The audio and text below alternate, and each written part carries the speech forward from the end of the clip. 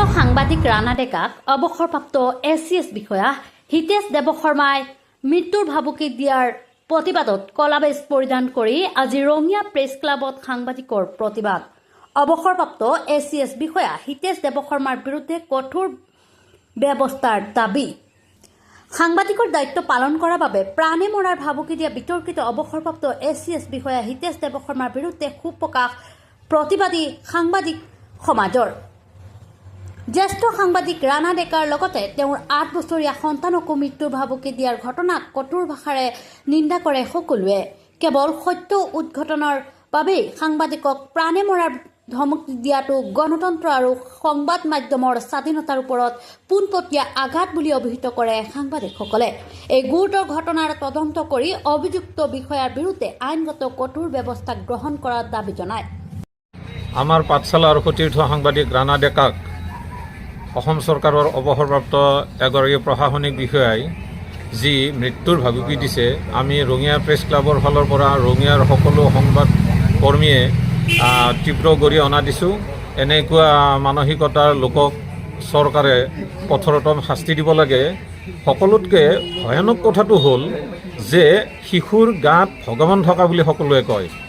ৰাণা ডেকাৰ 8 বছৰীয়া ল'ৰাটোকো ক্ষতি কৰিম বুলি যি এই হিতেশ দেৱশৰ্মাই কৈছে, ভাবুকি দিছে, এইটো তেওঁৰ নিকৃষ্ট মানসিকতাৰ লক্ষণ বুলি আমি ক'ম।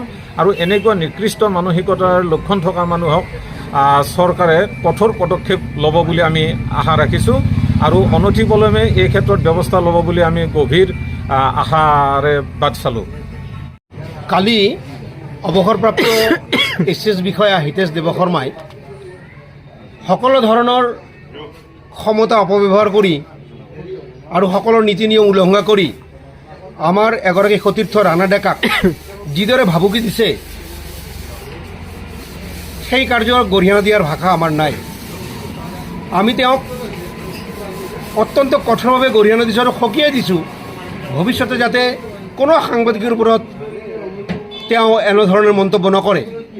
আৰু অকল সেয়াই নহয়, তেওঁ ৰাণা ডেকাক হত্যা কৰাৰ ভাবুকি দিছে আৰু তেওঁৰ কণমানি ফুলকমলীয়া পুত্ৰকো ধ্বংস কৰাৰ বা তেওঁক নিক্ষেপ কৰাৰ ভাবুকি দিছে।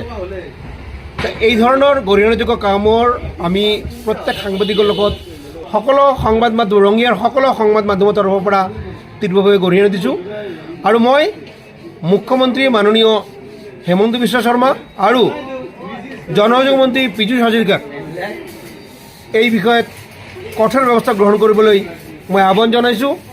আৰু তেওঁৰ পুত্ৰৰ বলত বলিয়ান হৈ যি ধৰণে কালি যি মন্তব্য কৰিছে, ভৱিষ্যতে সেই মন্তব্য কৰাৰ পৰা বিৰত থাকিবলৈ মই তেওঁক সকীয়াই দিছোঁ।